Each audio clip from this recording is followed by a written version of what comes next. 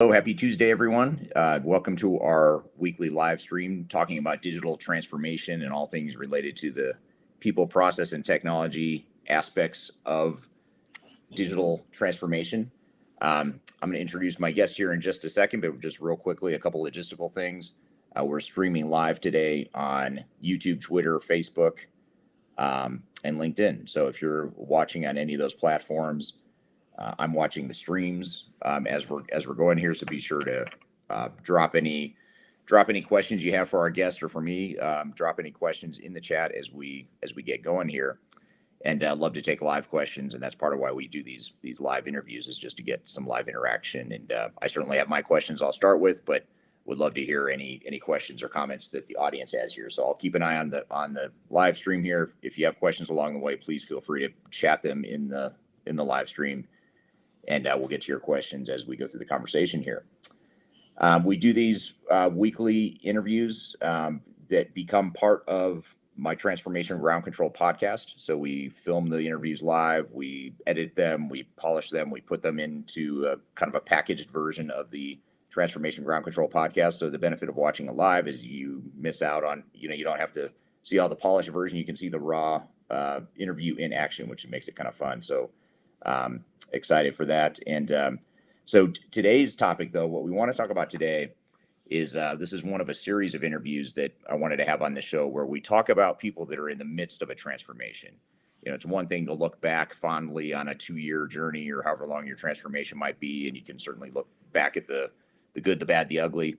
But there's something about looking at a transformation as it's unfolding real time, as it's happening, as you're in the trenches, as you're experiencing some of those challenges in real time, that can be very beneficial in terms of lessons learned and whatnot. So that's part of what we wanted to do here today.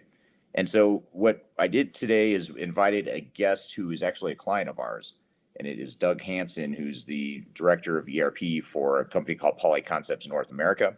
And I'll let him introduce himself and his company and tell us a little bit about what his background is and what his company does. But again, questions along the way, please feel free to jump in with any questions you have. And if you don't mind, before I introduce our guest, just drop in the chat where you're joining from today. I'd love to see where our global audience is, and it gives us a sense of where you're all joining from. So just tell us what country or what city you're in. Just give us a good sense of who our audience is here today. So that all being said, Doug Hanson, welcome to the show. Thanks, Eric. Good to be here. Appreciate the opportunity. Yeah, glad to have you here today. So I guess just to start, maybe tell us, first of all, a little bit about you and your background, and then I'll shift gears and ask you about Polyconcepts here in a second. Yeah, I've been with PCNA just 2 years, and although I've been doing ERP full life cycle stuff for 30 plus at lots of different companies. Right now, I'm leading the ERP strategy as well as all the business applications across multiple divisions, multiple sites, multiple P&Ls, brand names. My job is really to make sure we engage with the right software that'll meet the business strategy. Right. Okay, great. And then I'm going to come back to a little bit more about your background here in a second. But before I do that, tell us about Polyconcepts North America. What does Polyconcepts do? What's sort of your business model? Sure. Yeah, we're a top 4 supplier in the promotional products industry. So we make the swag that everybody used to get before COVID at the trade shows, et cetera. So we are a top 4 supplier. Our primary customers are large distributors like 4Imprint, Staples, some of those. But we also sell straight to the market on our pcna.com website. And we make everything from apparel, golf shirts, to backpacks and other general swag. And we brand it with corporate logos. Right. And you were telling me right before we went live here today that during COVID, you've had a lot of corporate business that's come from people giving care packages and whatnot to employees that are working remotely or employees that maybe you're not interacting with every day. Tell us a little bit about that. It sounds like that's driving some of your growth in recent months. It really has. I mean, it's been, kind of good and bad with COVID, but we've had to really, really respond. For example, a lot of corporations have work from home policies for the last 18 to 20 months. So a lot of companies have, as return to work is starting up, there's care packages being sent. So we offer a sure ship service. where if you've got 100 employees or 20,000, we'll send a care package, drop ship it straight to their home. And I think it goes a long way towards getting people revved up and ready to go back to work. Yeah, makes them feel connected to the business, even though they're not physically there every day necessarily. Yep, Yeah, absolutely. interesting. Okay, so with Polyconcept, then why did Polyconcept decide to embark on a digital transformation? Maybe what was the problem statement, or what was the situation you were trying to address by thinking about a transformation like this? Well, we've got a lot going on in IT and a lot of projects. And one of the reasons I'm here is to try to sort out the strategy and lay in sort of a sequence that makes sense. And maybe not starting with ERP, but at least knowing what our vision is for ERP is fundamental. We just invested a large amount of money and time building our new website. And we've got other edge apps, including things like Salesforce and manufacturing execution systems and financial systems and reporting systems. Those are all in flight. We want to look at this as one of the key priorities is obviously to grow that top line growth, sales. So we need customer facing solutions out there, and that's in flight. We're well along the path to doing that. So it's really time to start looking at our ERP strategy.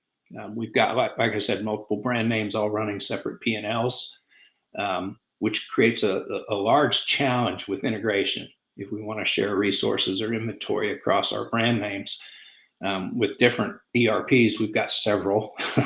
It's hard to connect those. So we need to lay a groundwork, a strategy. So as we're building all the edge systems, we're building them with the knowledge of what our ERP, our transaction systems are going to look like, right? So we're forward compatible, and that's what we're doing right now. Right. Okay. Yeah, that's interesting. So really just getting a broader view of all of your systems you have now and what you're kind of going to shift to longer term, and just having that clear vision laid out and the strategy laid out. Is that sort of a summary of what you're trying to accomplish? Absolutely. And we've got a couple of smaller divisions. We've already gone live with one down at our Charlotte facility. It's a company called Journal Books, which is in our portfolio. They went live during COVID, supported remotely. It went flawlessly. We took advantage of the fact that we did have capacity, human capacity at the shop while the revenues were down. So rather than let people take time off, we put them to work doing ERP. So we were successful there. We've also got another smaller startup that we're going to roll out here in the next 1 or 2 quarters. So we're going to try to start small and proof of concept, and then build out the ERP platforms, forward. That's Right. that's what we're doing right now. Now, was it hard to get internal buy-in and management support at a time when your revenues were softer than you would have liked? Was that a difficult thing, or was it sort of a no-brainer to say, hey, let's focus on something we wouldn't otherwise have time for? PCNA is a fantastic company. They're really forward thinking. They knew this wasn't going to last forever. We've been lucky and a very profitable business. So the rainy day finally came, and it was the right time. And I think the leadership of the company was kind of wise enough to know it's time to buckle down and do some of these investments right now, or at least start the process up, so that we can beat the competition when everybody wakes up from COVID, which is what we intend to do. Right. It's Yeah, good. So you're getting aggressive and using it as an opportunity to get ahead, really, rather than staying put where you are in the industry. absolutely. That's great.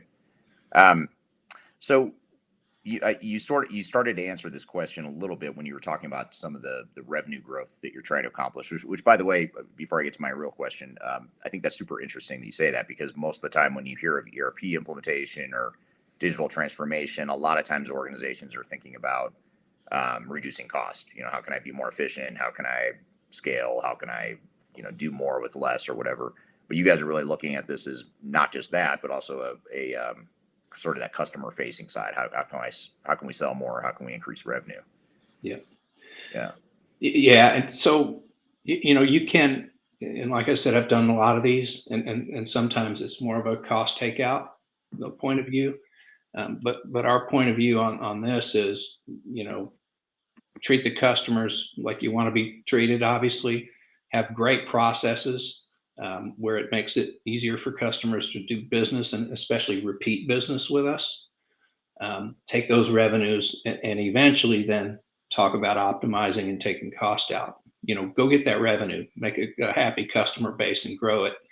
And the cost takeout will come with scale. If we can build scalable solutions, just naturally we're going to get more profitable as we grow.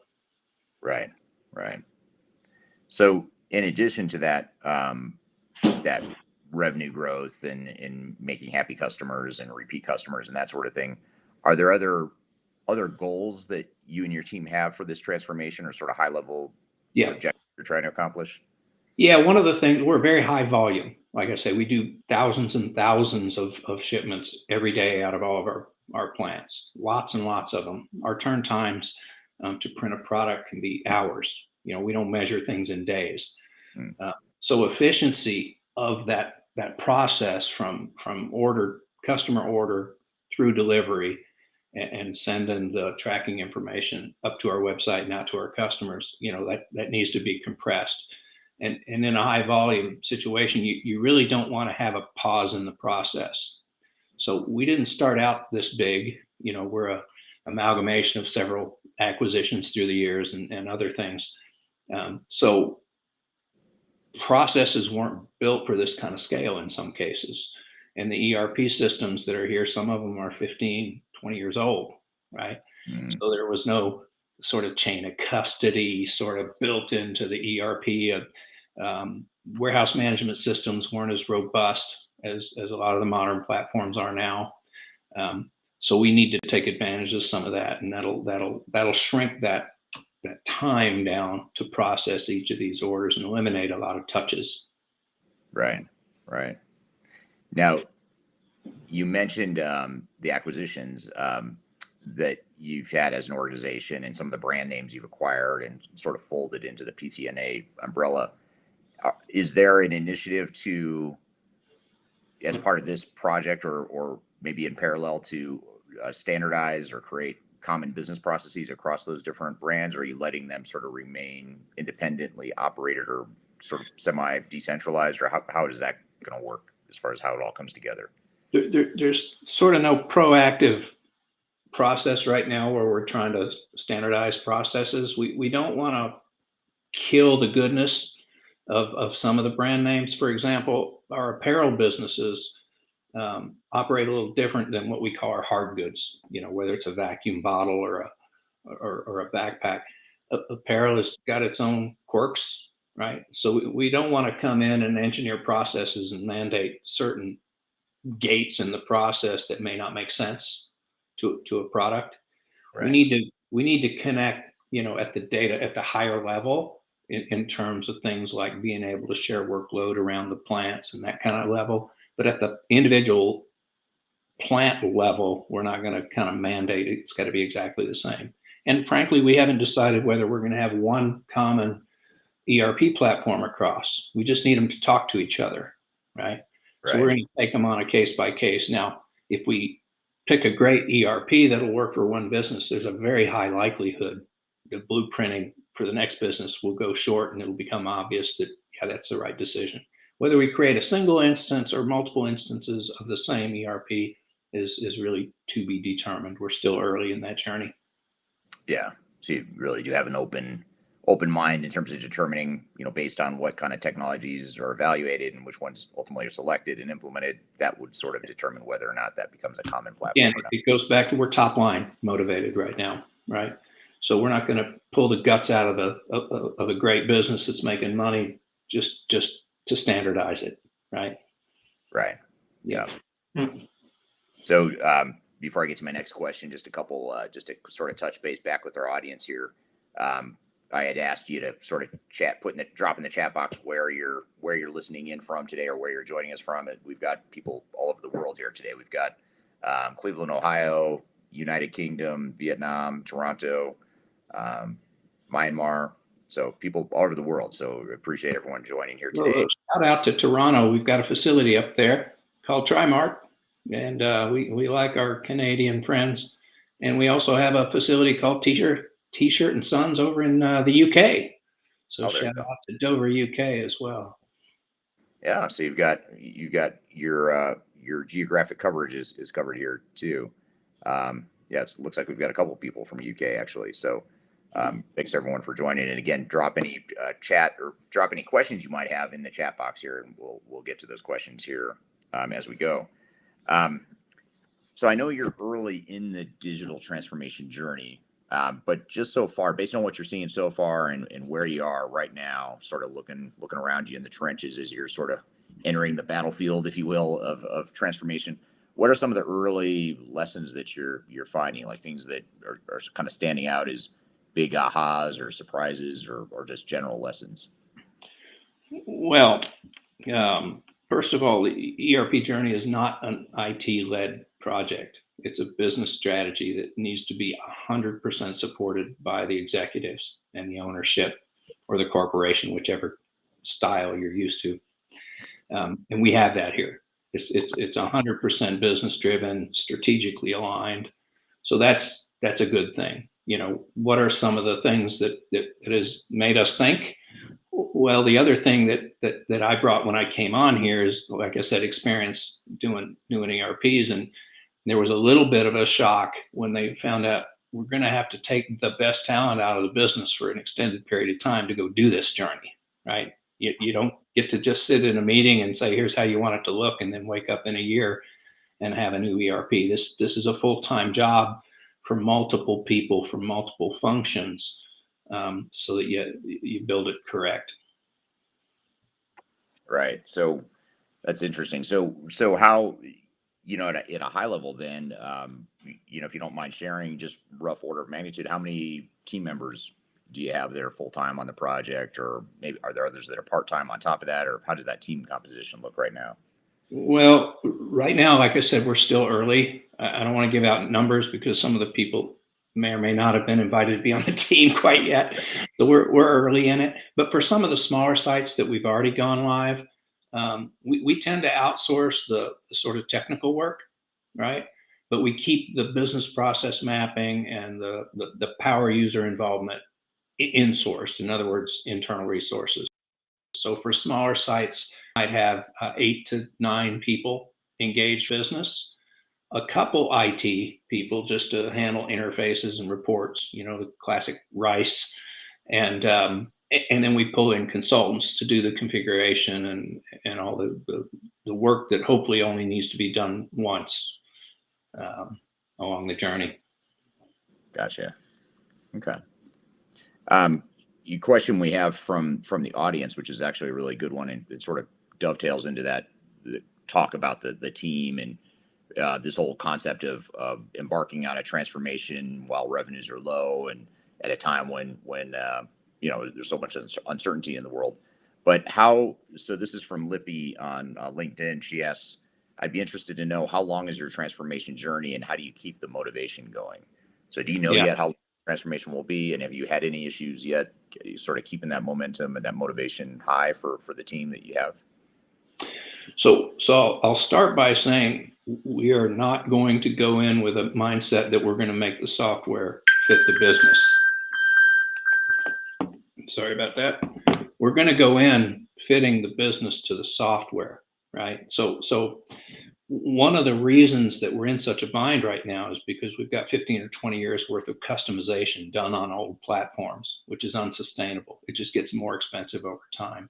So one of the good things we did up front is convinced ourselves, along with the leadership team, that we're going to, whatever we pick, it better be 80, 90% of what we need, because we're not going to modify it, right? Mhm. And if something doesn't work, we'll redo the process to fit the software so that we can run out of the box for the most part, right? So with that as a prerequisite, these things can, like I said, we've got a half a dozen divisions. Some of the larger divisions can go in less than a year, right? You can do these in 9 or 10 months. Smaller divisions, 6 or 7 months, depending, right? How do you keep people motivated? Um, There needs to be some high level of recognition. There really needs to be some incentive type packages built into this, because remember, they're leaving their job. They're leaving the security of, where they were the top dog in a department, and now they're going to be a SME and taken out of the grid for 9 months or 12, depending on how much. So we've considered all those things, and they are the future thought leaders and leaders of the organization. So we need to treat them as such. Right. Yeah. Yeah. And I'm sure as you go, you'll learn, as you get into the thick of the transformation, you'll learn how to keep people motivated. And I imagine different people are motivated by different tactics and strategies that you might have. It's been tough, to be honest. Like I said, I've been doing this for years, and it's kind of a Silicon Valley startup mode, kind of thought process. You show up, you team up, you do whatever. You're drinking coffee sometimes late at night to stay awake, but you kind of work together as a team. COVID's created some interesting challenges. That dynamic using teams, to have your daily calls and things is a little harder. But we pulled it off. Well, it took a lot of people time to get used to kind of a remote effort, but we didn't find that it added more than 10 or 15% to a schedule. Interesting. So far, it's been pretty efficient. Yeah, in some ways, I imagine there might be some cases like we've seen with some clients where you can actually speed up some things because you don't have to wait to meet in person and schedule easier at times. But you're also less productive or less effective at times not being in person. So I imagine somewhat of a wash. Yeah, going forward, and we're limping back in like everybody as far as COVID, but going forward, we definitely will have, sort of 1 week on, 2 weeks off site. You got to have that FaceTime. You got to have the dynamic where you're in a conference room, mapping processes on the wall, and agreeing on things as a group. And it's a lot easier to do in person. But there's also a lot of work that can be done remote. Right. So you got to parse it out a little bit differently. Yeah. The good news with COVID is it sort of forces transformation teams to realize or figure out the things that you can do remotely or that you don't need to be, in person or whatever the case may be. It's funny because, and this is a little off the tangent a little bit here, but we've learned to do all of our support functions, whether it's finance or planning, or we've learned to do all that remote, right? So as we're building out and mapping ERP processes during COVID, we've kind of got an eye towards how will this work without having somebody be able to see a process. Can they run this thing? Are we engineering the process right for the future workforce, whatever it's going to look like? Right. It's a different perspective than the old days when everybody could just walk down to the factory and see the process. It's different. Right. Yeah. Different mindset for sure. Yeah. So what, I'm going to come back. I have some questions for you about your past experience with ERP implementations, digital transformations, and I'll tie this question back to that as well in a second. But maybe just in general, as we talk about PCNA in particular, what have you found is working best for you so far? I mean, what are the things where you feel like, okay, we've really got this dialed in, and these are the things we're doing really well, and it seems to be working for us. What kind of jumps out at you? I think we've got good governance. So we've got a cadence set up with the leadership team. If there's any big questions about scope creep, budget, those kind of big levers, we've got a process to resolve those quickly. The team's empowered to make the tactical decisions every day. We don't need to ask permission, but the strategic ones, there is a process. And we've got strong funding, strong support. All that stuff was done up front for each of these various divisions that we're looking at. And like I said, we're in a different phase for each of them, but strong across the board support from the senior level. So there's no skepticism about whether this is the right thing to do, which is a death killer to a project. If you got a skeptical leader coming in questioning, then the first slip up, you're going to be thrown off the bus somewhere. That's not going to happen here. Right. So you've got clear governance, you've got the buy-in and support. It's pretty clear that your executive team is on board and supporting Yeah. this. That's impressive and interesting because we saw a pretty. If you look at all of our clients across the board, we had clients that fell into two sort of extremes. One were the ones that you're talking about, which is sort of like your situation where you use this as an opportunity, COVID as an opportunity to invest in technology and invest in the future, and then others that were panicked, or fear driven that said, hey, we're going to cut, we're going to put the project on hold, we're not going to invest in technology right now until we get out of this. So it's interesting to kind of hear your perspective on that long-term play and that long-term perspective you guys have. And I see Dave over in the chat has had a good comment. Process mapping is in reengineering is key for transformation. I agree 100%. The difference we're doing this time is we're doing those high level process maps up front, and we're finding out which of those processes really do move the needle on our strategy. And in the old style ERP, you'd go buy the software, and then the first 6 months you'd sit there and map everything out and configure the system. And to me, I've been around a long time, and that's a mistake. I think that was made for years, was to ignore what it is what your vision is. So setting the vision up front, agnostic of the platform. You don't need a platform solution to look at the business process and decide what's important. So having that locked in, you just whip it out and say, no, you said this was important, right? So we're Right. going to pick a piece of software that will move the needle for those important processes. So it's just a timing thing. Do it up front. Yeah. And it's especially with how flexible different systems are in the market today, and the fact that really your business should be driving the technology. Back to your early point about this being a business initiative, not a technology initiative. Yeah. That is certainly in line with that philosophy for sure. What do you see as the biggest challenges so far? As you're sort of coming up on the horizon here of getting further into the transformation, what red flags are you seeing? What risks are you concerned about? Yeah, I think organizationally, it's always going to be a challenge.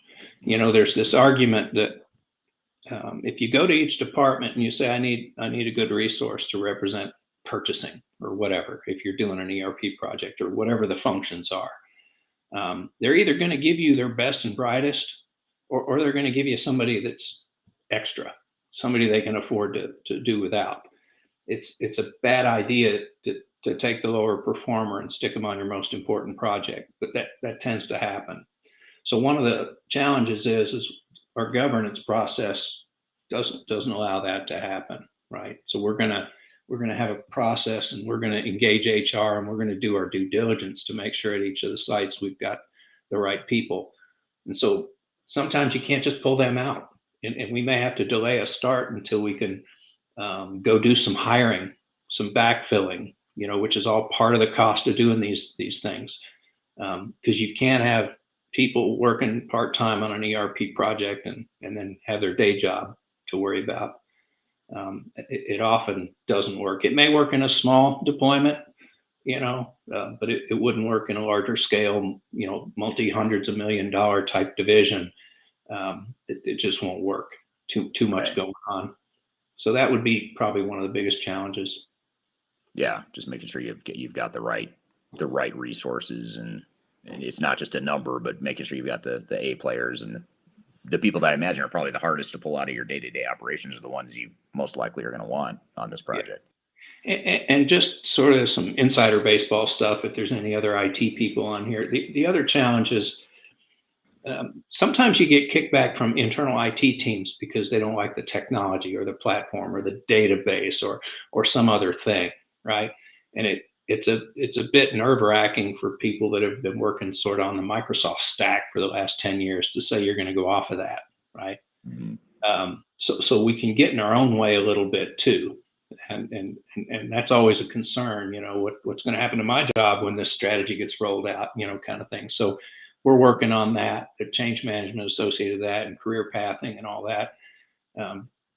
Good technical resources are very adaptive to technology. So we don't have that because we're mostly Microsoft stack centric right now. But in some of the smaller divisions, it's just a rip and replace, complete new technology. So. Right. Interesting. Okay. Um, how, so in terms of the change component of this project or this transformation, how big of a mindset shift, cultural shift, organizational shift, operational shift, how big of a change is this going to be for Polyconcept? Can you, I know you haven't gotten through all the details. There's a lot Yeah, you don't, but how do you think that'll play out? it's going to be pretty large. One of the things that if you try to build an ERP that's touchless from order to shipment, so some jobs, a lot of jobs are going to get a lot easier, and there's a few areas and functions that it might not get easier, right?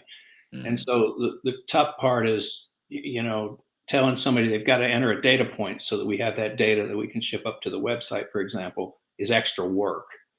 And so the change management and trying to explain why this is important and how they're part of this process takes a little time. Not everybody is sort of an end-to-end process expert, but they know their area real well. So it does take a little upfront time to explain the vision end to end and see how their step adds value to the next step and so on.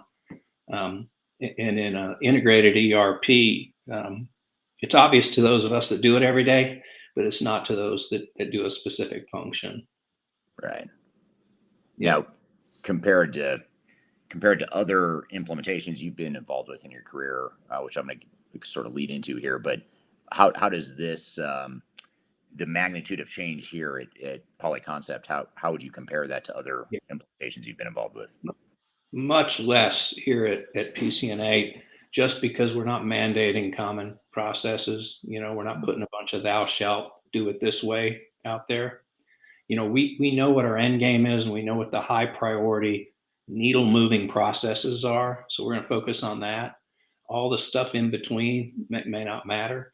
So, for example, at some other large corporations that I was employed at in the past, we would start it out and blueprint how you're going to be a manufacturer or a distributor or a repair division, whichever you were in a large corporation, and then everybody had to adapt to it. And in fact, sometimes these outliers were better processes, but we ignored them Mhm. because they were different.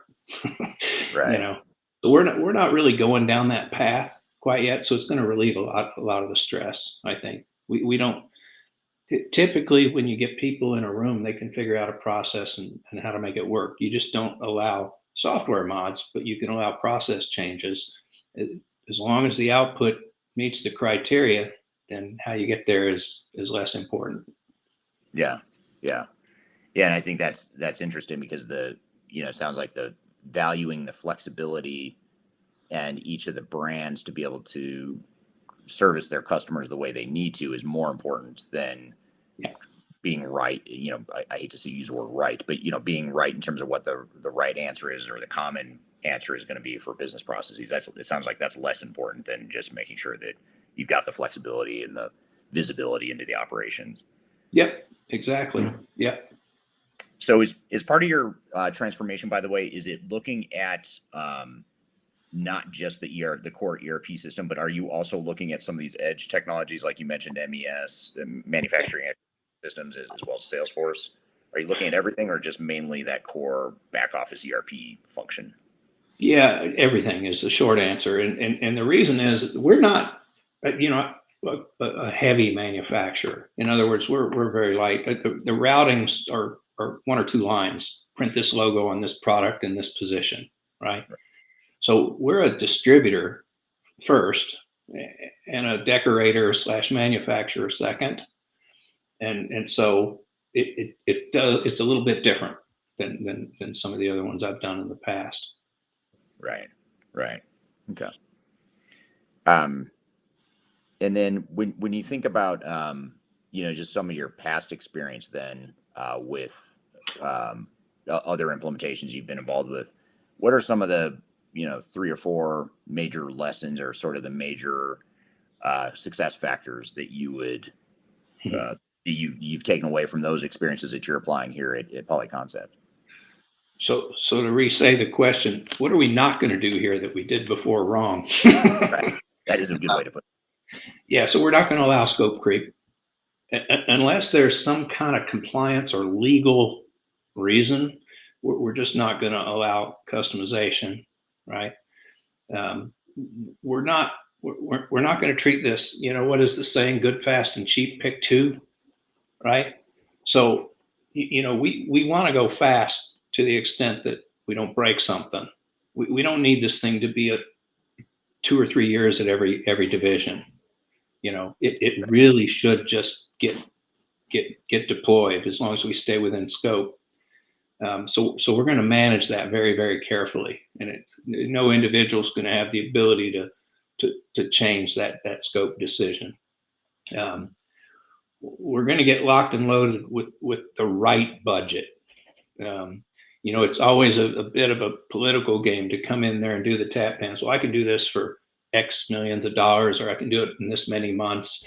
But there's a lot of data out there that says that most things are under budgeted, and Right. the time frames are too short, right?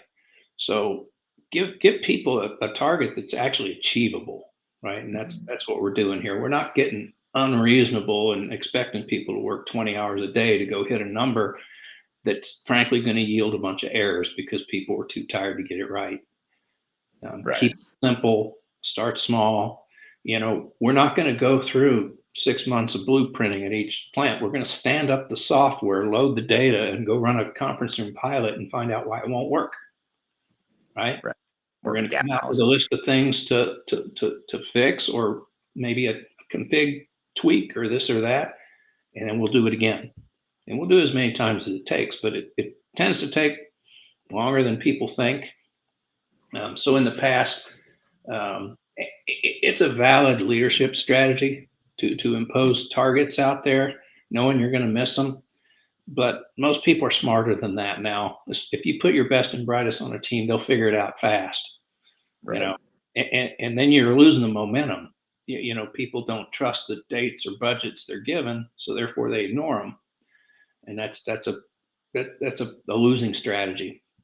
Total transparency, and really let the people doing the process tell me how long it's going to take. Send it over to the PMO, run the schedule, and see what it looks like. And if you can't hit a schedule, then go either add resources or descope. Right? You gotta move the levers around until it hits everybody's needs. Right. Yeah. Makes total sense. And then, not to mention the headwinds that you create, from the back to the question that Lippy had about how do you keep the team motivated? There's nothing more demotivating than realizing that we're in a no-win situation where we're not going to accomplish this budget, we're not going to accomplish this timeline, yet we're being pushed to do something that's totally unrealistic. I'll add one other thing related, because I've tried to follow the industry trends, on what works and what doesn't. And um, fail fast is something I've really started doing a lot in the last several years. Don't kick people when something breaks. Reward them for taking the risk, and then regroup and how are we going to fix it and move on, kind of thing. So it's painful to watch meeting after meeting if somebody's too timid to pull the trigger to see if it works. Stand Right. up the software and go see if you can break it. It's a beautiful thing, and then try not to beat people down if they make the wrong decision, because they won't do it twice typically. Right. Right. Yeah. Now, what about one of your strategies has been one of your growth strategies has been to move into the e-commerce space. How does that whole sort of business model shift or evolution? How does that factor in, or how does that tie back to this transformation, or how does this transformation potentially support that strategy? Well, by focusing on the front end and the customer interface, which is our website, our EDI links, all the machine to machine stuff. Um, by focusing on that, we're figuring out how much of the volume we can shift to an automated sort of order flow and automated status out. So our platform from the customer's point of view are those, e-commerce interfaces or websites or whatever they are. So the ERPs need to be built to truly support that journey, right? Think of the Domino's pizza oven status, the Amazon model, those things. You can't build a system now and leave people in the dark if they're paying the bills. right? They want to know, and they don't want to have to get on a phone and call somebody to ask where their order is. So we're building things and processes that are proactively throwing that data out there. So if we're in a supply chain shortage, which a lot of companies are right now, we're going to go proactively. If an order date moves because something's waiting on a boat at a port, then we're going to proactively build those processes to communicate that out, rather than wait and see. So it's changing our approach a little bit, and the successful companies in the world right now are doing it right, and we have to mimic those in a high volume environment. Right, right. Now, this actually leads to another question here that is coming from the audience here. And I apologize for my dogs barking in the background. They say hi to the audience here. So the question is from San Antonio, from Roger from San Antonio. He's joining from YouTube, and he says, how would you make a change to an existing business process and know if it will fit into the intended ERP system that has been picked by the C-suite? So it sort of ties back to what you were saying before about blueprint up front, and your business processes up front, and then what you were just talking about as it relates to your business model changing, the evolution of the business model. How do you know if you make a change to an existing process if it'll fit that technology that you might end up choosing later on? Yeah, and it's a great question. Each specific area is a conversation. So, in other words, we've got a division in Pittsburgh. It's a large division, and they want to do things different on the shop floor as far as how they license plate the inventory and move it through the factory. And so we had to go back and ask our software vendor, how does that work on your system? Right. And so in this case, it's okay that they made the change. The transition to the new platform isn't going to be a challenge. But there's other cases, if they make a change that involves a data field that doesn't exist, for example, over on a new platform, then we'd have to rethink that. There was a question above that talked about centrally managed data versus other. It, it, it most companies have some kind of PLM or some kind of central customer database, whether it's Salesforce or others, and we're no different, right? We have that, and so we think of the ERPs as the transaction engines for production and the system of record for accounting and all that.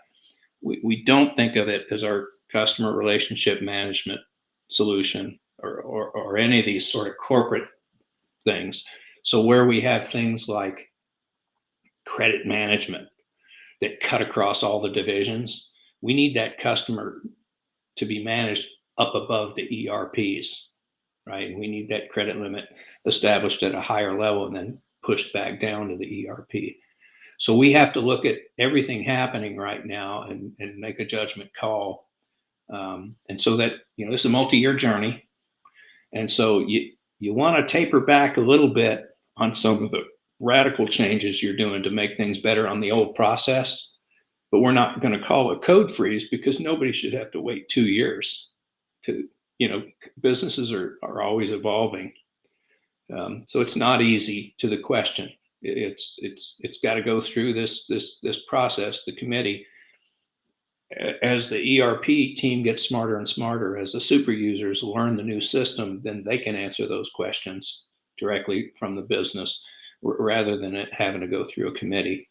But most plants, we're still at the early cycle where most people don't understand the new solution enough to judge whether a process change to the old solution is going to impact it. So, right. Yep. That makes sense. Now, Nikki on LinkedIn asked a good question here, which is, should customer data be centrally managed if a number of platforms are used and if direct customers and distribution networks are in play? And that's probably especially relevant here because you have different brands, you have different business units. What are your thoughts there? For us, it's a hard yes, absolutely hard yes. And customer, we have Salesforce.com as our CRM of choice, and we've got a website out there now that customers are engaging with, and the website allows branches in by customer to whichever brands that they're a customer of. So it absolutely has to be above the ERP. Otherwise, we'd have a different customer experience for each of the brands, which wouldn't be good. And we wouldn't be able to make decisions at the customer level, things like you said, like credit limit or how much are they buying from us. To have it at the central level and feed things into it allows us to see what the book of sales looks like for a customer that might do business across multiple brands, right? And treat them differently. They may all of a sudden become an elite customer because their book of business combined is as much as somebody that's our biggest customer at a single division. So that's the kind of intellectual property you get out of this once you start looking at the data from the high level. Right. Right. And then another question here from LinkedIn from a audience member from the Netherlands says, what is the most difficult task to guarantee the success of the implementation?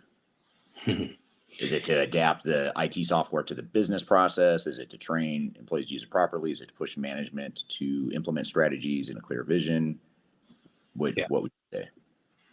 I think the most difficult task is to convince people that you selected the right platform for your business and to trust that you're going to run this thing off the shelf, right? You're not going to go re-engineer. You're going to open this thing up and run the process as the software supplier intended it, and not goof with the standard flow of the process because you're used to doing it that way. There's it's kind of like, be careful whose baby you call ugly. I mean, Right. the people that are on the team are the ones that built these old processes. So they got pride of ownership. Oh, it works. We've done it this way for 15 years, right? So it's one of the biggest headwinds to take somebody that's really good at what they do and they've done well for the company for years and tell them they're going to have to modify their solution, their process, excuse me, so that the software will do what it's intended to do. So that's that scope management. I think this is just, more about trends than I do, but I think a lot of ERP deployments fail because of scope creep and heavy mods that are all of a sudden required because your business is so special. Right. There's very few businesses that are that special. And I come from a lot of years of aerospace, and that's a pretty intricate set of processes to deal with. And none of those were even special, to be honest. Right. Right. Yeah, that's a good point. I think a lot of companies think they're special, or that perceived sense of being special is really a form of change resistance. It's I'm special and I don't want to change. It's really the it's code for I don't want to change. Oftentimes, Yeah. so you kind of have to differentiate between that and the stuff you were talking about earlier, like the regulatory stuff, or there are things that obviously you're Yeah. going to need your business model or to regulatory needs, but more often than not, some of those feelings of being special are just we don't want to change. Yeah. So that was a great question. And that's every ERP project that's ever happened has that same Yeah. problem. So The question was, let me read it here. I'm looking at the chat box on the side. To adapt the software to the process. So we covered that. Or is it to train employees to use it properly? So there's a list of questions in there, but I'd say the number two is data. It's always data. So your legacy system data is in various states of disrepair and lack of management. A lot of times it's broken. So don't shovel a pile of crappy data into your new system until you clean it up and resist the temptation to load all your history in your new ERP. Just don't do it. You'll add months and months. Just build a system, a history database somewhere, and don't put all that history in your new system unless there's some real compelling reason to do it, because it'll cross you up. Those are a couple more that I'd throw out. yeah, the data one's a good one. It's really easy to get lost in that data cleansing and just trying to make sense of the old data. Yeah. Finding that balance of what do you really need versus what, how long is it going to take me to clean that up and to get it ready for production. So I guess just to wrap up the conversation here, what closing advice would you leave with a fellow ERP director or CIO, project team member, or just an organization that's about to go through an implementation or transformation, what sort of closing words of wisdom or just general tips would you leave for that audience? Well, like I said, I've been doing this 30 years, and we hired you guys. And why did we do that? Because people have biases. I've done SAP, I've done Oracle, I've done 5 or 6 different types of ERPs. Everybody's got a bias. I don't like their sales department, or I don't like their strategy, or this or that. Get an independent assessment, a platform agnostic assessment. Figure out what you need before you pick the platform. Don't spend 6 months with Oracle or SAP having them, because it is beautiful software. They'll bring you to the biggest cities and show you the best demos, and it's fantastic. The problem is they don't tell you what you didn't ask, right? So start by asking the question, what is it you're trying to do here? Because just because your system's 10 years old doesn't mean you have to replace it, right? Right. What are you trying to do as a business? And which software platform brings the best functionality to those key areas? So figure out the key areas, pick the platform that's right for them, and then get them in to do a demo and a conference room pilot kind of a situation. But don't do it backwards. That'd be my biggest advice. And the second advice would be, don't limp in. Don't underestimate the cost. The cost of the software is not the most expensive piece of an ERP. The most expensive piece is when it fails 2 years down the road and you've dumped $20 million into something and you have to start over. That's a complete waste, that happens a big percentage of the time. So, hire the right people internally, and then hire the right integration partner. Don't hire somebody that's on their first one. They're doing this for the first time. Wait in line for the best, and it'll go a lot smoother. Yeah. That's really good advice. I really like your first one. The first response around, have a clear vision and have clear intention and purposes, and don't get too enamored by cool technology, or don't get too alarmed by the fact that you're on an old system, or that you're not in the cloud, or that you're not, insert buzzword here. I think it's easy to get caught up in a lot of that stuff without really realizing or thinking about, well, what does this mean to my business? Does this really help me accomplish my business goals or not? And if not, why am I doing it? All of the ERP companies have fantastic people, great technology. They all have experts, but they're 100% biased, right? So avoid the commotion of the bias early, and then once you have a selection made, it's fine. It won't hurt anything. They'll bring everything to the table, but it's got to be structured so that you don't get sort of intimidated by a front end technical sales process that leads you down the wrong path with the wrong integration. These guys are really good at selling big deals and cutting costs on the front end when they're going to make it up on the service end on the back. So buyer beware. Right. Yep. Exactly. Well, good. Well, that's good sound advice, and I really appreciate you being here today to share some of your lessons. I know our team enjoys working with you and the rest of your team, and you've been a great client so far, and so we really appreciate you giving back and sharing some of your lessons so far, and would love to maybe chat with you again in the future as you're even further into the thick of things, and sort of get an update on where you're at and what additional lessons you might have along the way. But in the meantime, really appreciate you being here today, Doug. Thanks, Eric. Enjoyed it. It was a nice break from normal day, so I appreciate the opportunity. Absolutely. And one last thing, how can people learn more about Polyconcept, particularly for those corporate people that might want to buy some corporate swag or corporate? PCNA.com is our public website. We're happy to take your money and sell you some swag. Right. Eric, we sent you a couple of samples, and you can say we're the best. We really are highest quality. So whatever you buy, I mean, we've got it. So check it out there, and if anybody's really interested, to find me on LinkedIn. Happy to engage or talk to people. I do it all the time. I used to do consulting before I went down a bunch of other paths. So love to mix it up with the community and talk to people or answer questions. I got nothing to hide. I want to save some people some stress. Right. Yeah. If you can help people avoid some of the heartache and heartburn that you've had along the way, that's even better, right? Because there's plenty of pitfalls to avoid. Absolutely.